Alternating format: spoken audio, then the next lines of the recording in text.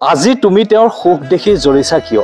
এদিন যেতিয়া তুমি তেওঁক এৰি থৈ গুচি আহিছিলা, সেইদিনাখন তুমি অনুভৱ কৰিছিলানে তেওঁক কিমান কান্দিছিল, কিমান দুখত তেওঁ ভাগৰি পৰিছিল?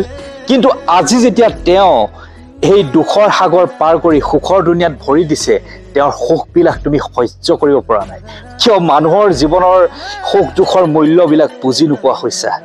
যি তুমি আঁতৰি আহিলা, পুনৰ তেওঁৰ জীৱনলৈ গৈ আকৌ দুখ সানিবলৈ চেষ্টা নকৰিবা। কাৰণ সেই সময়ছোৱাত যিদিনাখন তুমি এৰি আহিছিলা, তেতিয়া হয়তো তেওঁ দুখত বহুত বেয়াকৈ ভাঙি পৰিছিল। সেই দুখৰ বেদনা হয়তো তুমি আজি সহ্য কৰিব পৰা নাই। তেওঁ কিন্তু আজি সহ্য কৰি কৰি সুখৰ দুনিয়াখন তেওঁ সৃষ্টি কৰিবলৈ সামৰ্থ্য হৈছে।